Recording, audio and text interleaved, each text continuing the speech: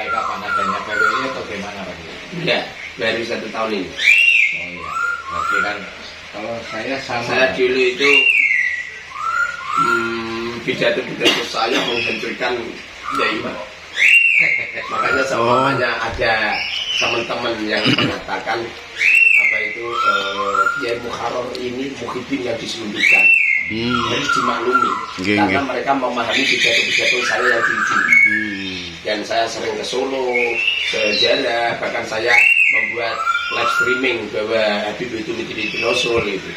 Jadi mereka tidak salah juga gitu karena memang mereka akan memahami dohirnya. Tapi kalau sekarang kata itu udah berubah. Ada saya pakai baju ini memang mulai tahun 2023 saya pakai baju putih terus. Karena apa itu saya sering kedatangan orang berjubah putih. Sehingga saya memahami bahwa itu adalah kematian saya. Jadi yang saya, jadi saya diingatkan Allah akan mati. Jadi sebelum saya dibungkus pakai kain kafan, saya lebih dulu bungkus pakai bisa pakai kain kafan gitu. Jadi nanti kalau mati sudah gak kaget. Saya kan gak pernah pakai baju putih. Gak pernah ya. Nanti saya kaget. Dibungkus saya kenapa kaget.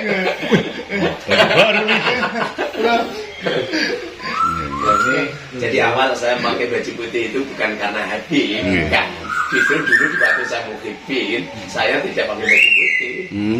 Saya pakai baju biasa. Jadi saya pakai baju putih ini setelah ini 2023. Jadi jauh Pak Kiai dulu kan muhibin, saya juga muhibin.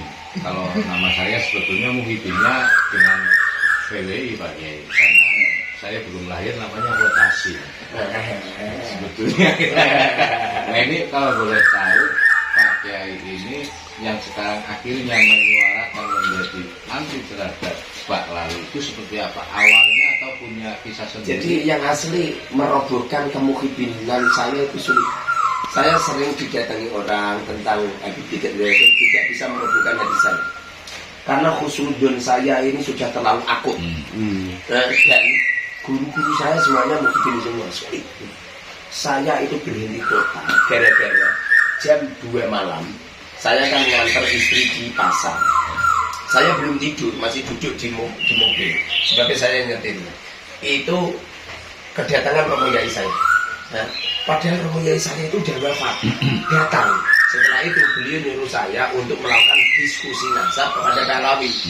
Di waktu itu pikiran saya berarti Romo Yai nyuruh saya untuk membuat pengajian akbar.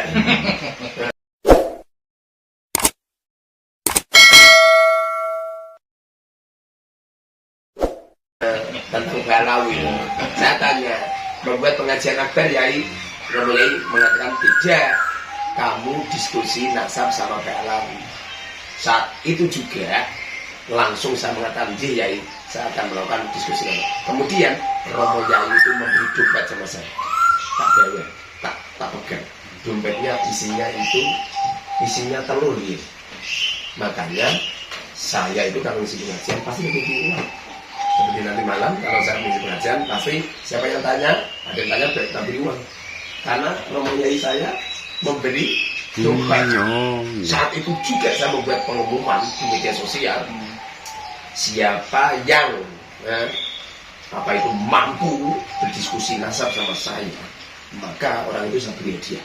Dan transfernya saya jamin semua fasilitasnya. Pada akhirnya banyak Habib yang nelponin saya mau hubungi. Tapi ujung-ujungnya saya ketipu ya. Jadi Habib ya ini Kiai Muharrar ya. Kamu yang apa itu nantang diskusi nasab ya? Enggak, lebih mau nantang.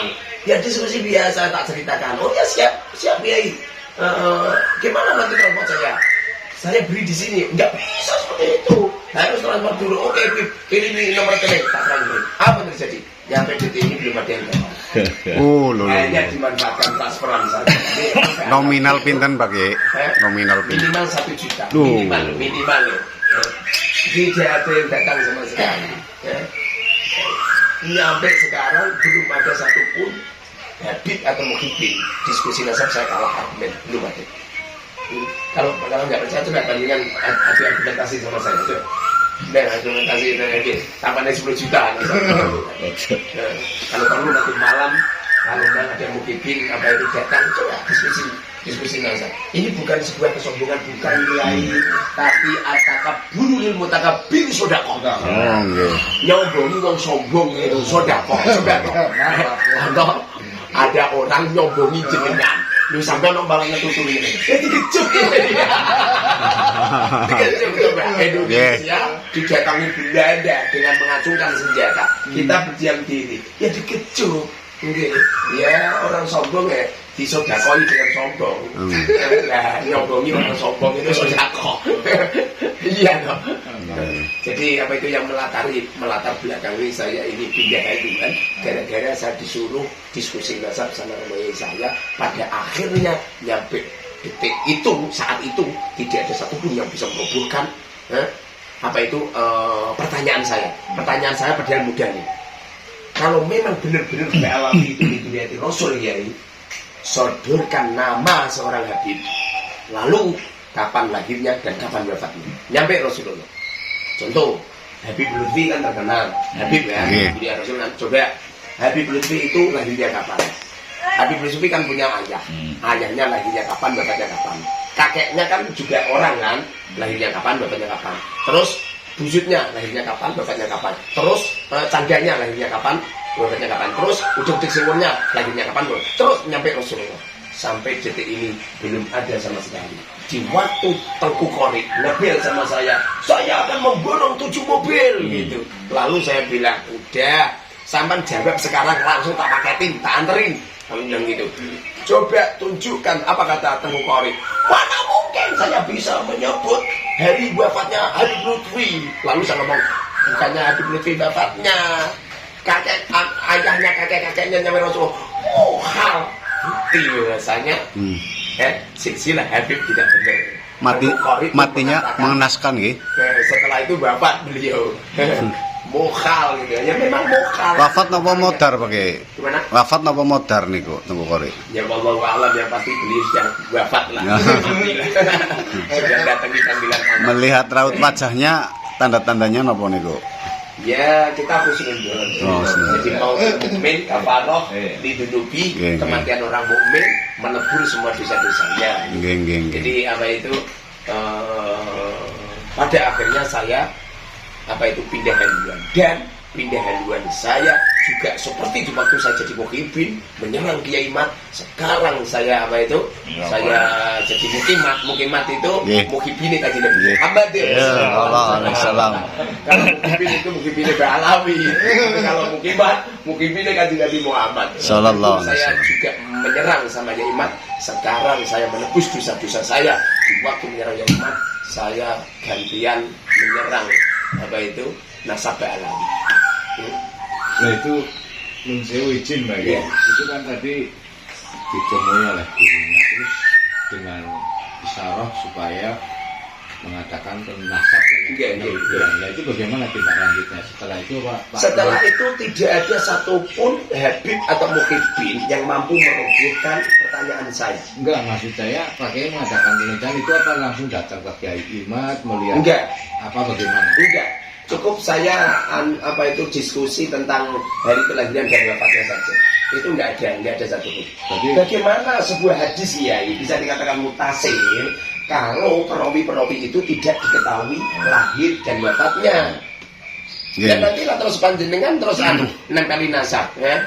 Panjenengan mamanya Slamet bin Subedjo bin Karmil bin Ibrahim bin Ismail bin Muhammad bin Ahmad bin menyampai Rasulullah. Dipasang di apa itu ruang tamunya. Tidak diketahui ini lahirnya kapan, wafatnya kapan. Sebabnya kalau tidak diketahui lahirnya kapan dan wafatnya kapan, bisa dibohongin. Tidak bisa dibohongin. Data tidak otentik. Iya, nggak bisa dibohongin. Apalagi ini adalah nama kebesaran dunia Rasul. Nggak mungkin seorang sejarawan tidak mentara. Betul ya. baru apa itu Imam Bukhari meriwayatkan inamal amalu binniyat wa innamal likulli imri'in ma nawa faman kana hijratuhu ila Allah wa rasulihi faman hijratuhu ila Allah wa rasulihi faman kana hijratuhu lidunya yusibu afi imra'atin yankihu fa hijratuhu ila ma hajara ilaih. Baru ini saja meriwayatkan dari gurunya hadasana itu diketahui semua hari lahirnya dan wafatnya. Ini padahal cuman hadis, cuman perkataan, apalagi ini darah. Karena yang ada hubungannya dengan Rasulullah itu harus jujur, harus benar, tidak boleh hanya mencomot-comot, ujung-ujungnya ngapusi. Rasulullah SAW bersabda, "Man kadzdzaba 'alayya muta'ammidan falyatabawwa maq'adahu minan nar." Barang siapa yang berbohong menyandarkan pada diriku muta'ammidan dengan sengaja, falyatabawwa maq'adahu minan nar, maka tempat yang paling layak neraka. Ya, orang membohongi Rasulullah itu ada 5 titik.